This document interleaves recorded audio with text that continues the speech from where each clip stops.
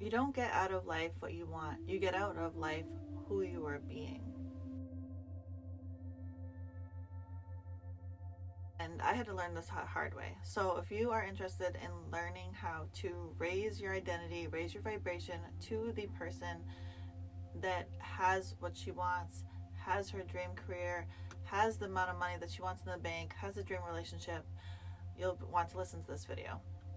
So I learned this lesson about the identity and shifting into the right identity to achieve my dreams the hard way. I've worked in corporate since I was 21, and I worked 2 to 3 jobs since 12 years old, and doing all kinds of different things, running from working at a convenience store to retail store. And I worked through college. I worked at the library in order so I could get my homework done. I bartended at night, so I had cash to pay my way through college. I was paying the tuition every quarter, and then I was working at an investment firm so I could build my resume and kind of build up my skills when it comes to finance and investments. And I would later go into banking and corporate and real estate, and all those fields, which are all kind of related. So I was doing everything that everyone told me to: work harder, get your degree. I did everything. I get the title, get the management title. I did all the things that everyone told me to do. And at the end of the day, I felt like I was the only one that wasn't happy. I was getting all these accolades. Everyone was saying, congratulations, that's amazing, great job. Everyone was happy except for me. I would get home from work and I would just sit down and cry on the floor. And then I would go to bed, and then I would get up and do it all over again. And I just, for years, had this underlining high functioning depression and anxiety that there was more for me, and I was meant to be here for more. I mean, did I really work that hard and get through everything and do everything that everybody said just to, at the end of the day, feel unfulfilled, feel like I wanted to be helping and serving people on a greater and deeper level. I craved deeper connections. I craved more fulfillment in my life. But working in corporate America was safe, and it was what I knew that I was good at, and it was what I had always done. And at a very young age, I was told that you can't make money in other things, like something that you'd be passionate about. I've always loved animals, or health and diet and spirituality, but all of these things I was told that you can't make money in those things. So just get a safe career in accounting, finance, teaching, all of the safe jobs that are out there. Ironically, I got laid off years later in a safe position. So, how safe are those safe positions really? So this brings me to really diving in and researching what is the secret. Like, why are some people getting, their dream lives, and other people are working hard and not accomplishing? And I realized that it's an identity shift that people move into when they embody a new career. And we've all done this in certain ways, whether, say, you get the management title, within like a day or a week, as soon as you get that promotion, sometimes you feel like a different person.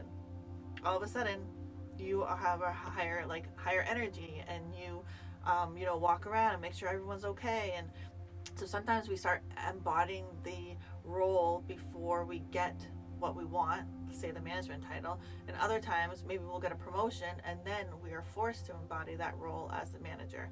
So it can work both ways in our lives, but when you're intentionally creating the life that you want, you'll want to embody that before so the whole idea of intentionally creating our dream life is not waiting for something to hit us over the head, or someone to come riding in on a horse and save the day. We want to create and embody and become the person that is getting everything that she wants. And this makes life fun and exciting, and it makes the journey an unfolding process that you can approach with curiosity and excitement. Like when you were a child, every day was a new adventure, and you never knew what kind of magical things would unfold. So as you are embodying and stepping into your goddess, your truth, your highest and best self that has the dream relationship, has the dream career, has the dream body, this is the journey, this is the fun of life. So a few things to raise your vibration and help you embody this woman. First, identifying exactly who this woman is that you're becoming, because I never really did that. And a lot of the suffering was caused because I was just embodying somebody else's idea of what I should be. I never really tuned into, okay, what am I aligned with? So as soon as I got clear with the woman that lives on a boat during the summer and has adventures, and I love the water, so has adventures all summer long in the water, and then lives on a beach property in the off-season months. As soon as I embodied, I was like, this freedom, like I don't want to be attached to any particular area. I want total freedom. I want supporting friendships and community. These things started coming into me as soon as I started supporting other people and offering coaching to other people. All mentors and coaches came into my life. So it's what you're putting out, you get back as well. Raising your identity, identifying the woman that you're stepping into. If you're a man, the man that you're stepping into. But you never know nowadays, men and women, you get it. So embodying the human being that has everything that they want. Another way to embody this person is self-love, and having a practice of self-love and really tuning in to what feels aligned and what feels vibrational. Every day doing high vibrational things for yourself and doing things that make you happy will all feed into this, embodying this person that has everything she wants. I imagine that she might be in flow state a lot. She might feel very creative. She might get really great ideas. So if you can find little things that get you into a flow state or get you feeling really creative or energized, embodying those things in little ways will rehearse that type of energy in your body. They've done studies where if a person rehearses being depressed, if they have slunched over shoulders and if they have their gaze down at the floor, they feel more depressed. But if just like for 10 to 15 minutes a day, they look in the mirror and they smile and they put their shoulders back and they change their physiology, then their mind will start, you're tricking your mind into being that more energetic person. So everything is connected, and from someone that it comes down to a decision sometimes as well. Putting your shoulders back and putting a smile on and embodying the person, even if you sometimes don't feel like it. One of the things that has helped me embodying my higher self and my most aligned self is having a faith in spirituality and knowing that there is a greater source of divine energy out there that wants me to have everything that I want, that did not create this magnificent physical body that works so perfectly for me, did not create all this that we see on planet Earth just for my soul to come down and live a subpar safe lifestyle, working a job and always thinking that I could do something more, I could serve, I could help or inspire people in a bigger way. It doesn't seem like an all-knowing, God or whoever or whatever you believe in that creates nature in such a perfect way would create a human being with our our physical body and our brain and our heart and all our energy, auras, and everything that we're capable of, just to come here on earth and, go to an office and kind of play a small game, if they are drawn or if they feel called to explore other things in the world. I feel like we are here to experience ourselves, and that is experience ourselves in any way that we would like to. Total freedom and autonomy to do that as we wish. That's part of the beauty of having a life. I don't think that the only limits we have are the ones that we put on ourselves. So having an intention of who you are becoming and who you are serving is very important. It's going into things intentionally. The last piece of embodying your future self that has everything that you want, if you have a self-love practice and you have a positive intention of who you want to serve, and if you are believing in a divine source bigger than yourself that wants you to be successful, the last piece of really stepping into that new identity, and that will help you through self-sabotage or having blocks, is your associations that you have around you, whether that's friends, family, community. We can't pick our families. Just deciding, come on, honey. Oh, my dog here.